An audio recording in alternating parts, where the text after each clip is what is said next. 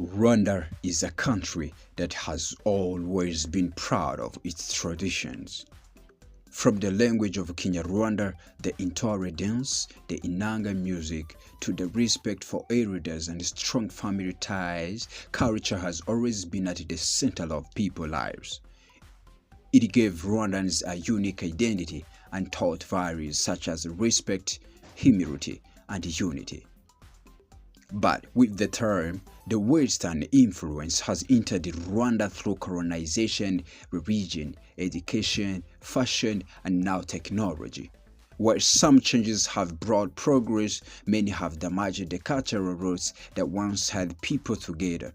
Today, it is easy to see how Rwandan's culture is being repressed by foreign ways of living. One clear example is the language. In the past, Kinyarwanda was not only a way of communication but also a carrier of wisdom and traditions. Proverbs, sayings, and storytelling taught what children taught them good manners and discipline.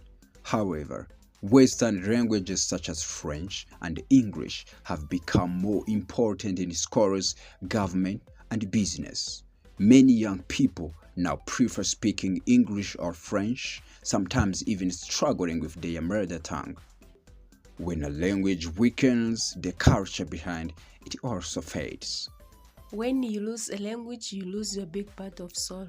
Fashion has also changed. Traditionally, women wore imikenyero and ibitenge, clothes that show dignity and beauty. Men dress in simple and respectful ways. Today, Western styles dominate. Jeans, miniskirts, sagging trousers, and expensive designer brands are considered more modern. This has reduced the pride of wearing Rwandan clothes and has also lowered the sense of modesty that was once highly valued. Family and community life have been affected too. In traditional Rwanda, a child was raised not only by parents but also by the whole community. Elders were respected and their advices were seen as guide for life. But Western culture has promoted individualism. Young people now prefer independence, making decisions without seeking wisdom from elders.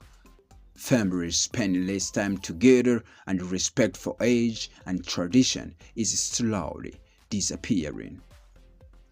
Religion and spirituality also changed under Western influence. Rwandans always believed in God, whom they called Imana, and had cultural rituals that kept the community united. When missionaries arrived, they introduced Christianity, which brought some positive moral lessons, but also condemned many traditions as evil. Traditional dances, drums, and rituals were abandoned. Many Rwandans began to see their own culture as backward, forgetting that it was the foundation of their identity. The biggest challenge today is the Western media and technology. Social media, Hollywood movies, foreign music, and television have captured the minds of young people. Instead of listening to Inanga or enjoying Intore dance, they now imitate foreign celebrities' accents and lifestyles. This influence often includes behavior that conflicts with Rwandan values such as humility, discipline, and respect. Even marriage customs are changing. Traditionally, marriage was a respected process that involved families, cultural ceremonies like Gusaba and Igukwa, and now strong community participation. Today, many prefer Western-style wedding in hotels or even casual relationships with cultural blessings. This weakens the meaning of marriage as cultural social institution. In a conclusion, Western influence has brought both progress and problems. Rwanda has gained education, modern technology, and global connection, but at a high cost. Many cultural practices, values, and traditions are disappearing. The danger is that if Rwandans keep copying the West blindly, they they may lose the very culture that defines them. The solution is not to reject everything from the West, but to balance modern life with cultural pride. Rwanda must protect its language, traditions, and values so that the future generations will know where they came from and who they are. For without culture, a nation loses its roots. Eric Manishimwe, Ukwell.